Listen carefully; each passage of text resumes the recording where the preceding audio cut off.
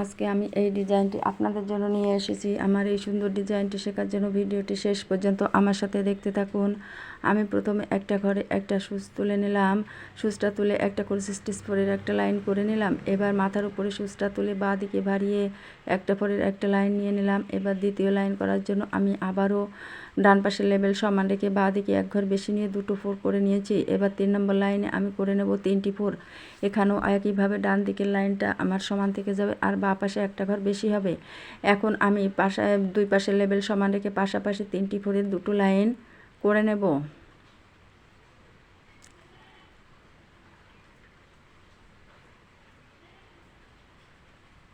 এক, দুই, তিন।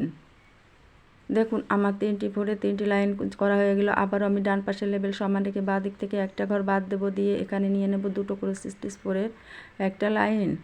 এবার আবারও ডান দিকের লেবেল সমান রেখে বাঁ দিকে একটা ঘর বাদ দিয়ে আমি একটা ফোরের একটা করে স্টিচের লাইন নিয়ে নিলাম। এখন নিচে আমি যেখানে একটা ফোর নিয়েছিলাম ওর মাথার উপরে সুচটা তুলে ডান দিকে বাড়িয়ে একটা ফোর নিলাম। এবার বাঁ পাশের লেবেল সমান রেখে ডান পাশে এক ঘর বেশি নিয়ে পাশাপাশি দুটো করে স্টিচ ফোরের একটা লাইন নিলাম। এবারে আমি আবারও ডান দিকে একটা ঘর বেশি নেব আর বাঁ দিকে লেবেল সমান রেখে এখানে করে নেব পাশাপাশি 3টি করে স্টিচ ফোরের একটা লাইন। এবার দুই পাশের লেবেলই সমান থাকবে আর 3টি ফোরের আরও পরপর দুটো লাইন আমি করে নেব।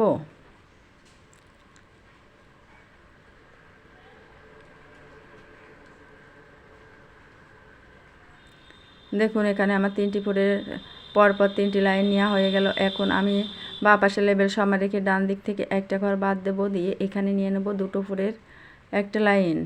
দুটো ফোরের এই লাইনটা হয়ে যাওয়ার পর আবারও আমি বাঁ পাশের লেবেল সমান রেখে একটা ফোর নিয়ে নেব। এখন দুইটা লাইনের মাঝে যে ফাঁকা জায়গাটা আছে এখানে আমি একটা করে স্টিচ ফোর নেব, নিয়ে ভরাট করে দেব। এখন আমি এখানে দেখুন চারপাশে 4টি করে স্টিচ ফোর নিয়ে নিচ্ছি।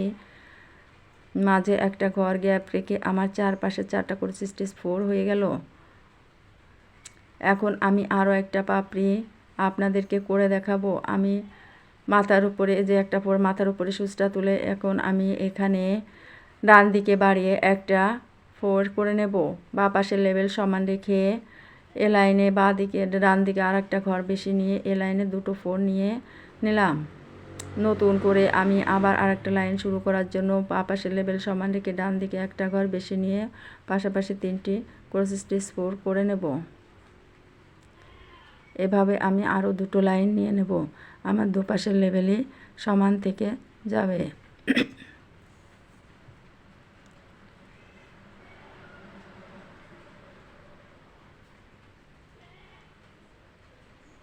এবার আবারও বাঁ পাশের লেবেল সমান রেখে ডান দিক থেকে একটা ঘর কম নিয়ে এখানে আমি করে নেব দুটো ফোরের আরও একটা লাইন।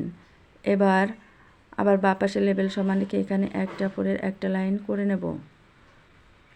দেখুন আবার নিচের থেকে আমি সুচটা তুলে নিয়ে বাঁ দিকে এক ঘর বেশি নিয়ে সুচটা তুলে নেব আর ডান দিকের লেবেল সমান রেখে আমি প্রতিবারই বাঁ দিকে একটি করে ঘর বেশি নেব। এই লাইনে দুটো ফোরের একটা লাইন। এবারের আবার ওই বাঁ দিকে একটা ঘর বেশি নেব আর ডান পাশের বাঁ পাশের লেবেল সমান থাকবে দেখে এখানে নিয়ে নেব আমি পাশাপাশি 3টি করে স্টিচের ফোর। এভাবে আমি 3টি ফোরের আরও দুটো লাইন করে নেব।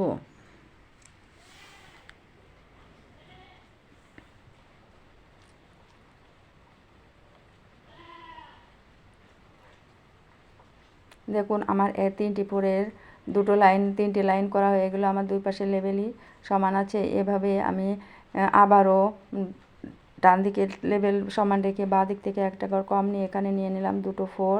এবারে আমি নেব ডান দিকের লেবেল সমান রেখে একটা ফোর। মাঝে যে ফাঁকা জায়গাটা আছে এখানে আমি একটা ফোর দিয়ে বন্ধ করে ফাঁকা জায়গাটা ভরাট করে নেব। এইভাবে আমি আরও বাকির যে পাপড়িগুলো আছে সেই পাপড়িগুলো একইভাবে একই পদ্ধতিতে আমি আপনাদেরকে করে দেখাবো।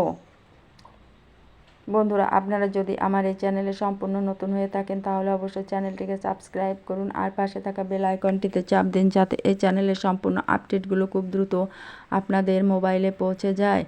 আর আপনারা যদি এই সেলাইটা পছন্দ হয়ে থাকে তাহলে লাইক কমেন্টস করে লিখে জানাতে ভুলবেন না। বন্ধুরা আমি এখানে একটি কালারের উল সুতা ব্যবহার করে আপনাদেরকে এই সেলাই ডিজাইনটি করে দেখালাম। আপনারা আপনাদের পছন্দ মতো উল সুতা ব্যবহার করে এই ডিজাইনটি করে নেবেন। বন্ধুরা, আমি আমার সেলাই ডিজাইনটি এভাবে আপনাদের করে দেখালাম। আপনারা ধৈর্য সহকারে আমার সেলাই শেষ পর্যন্ত আমার সাথে থাকার জন্য অনেক অনেক ধন্যবাদ।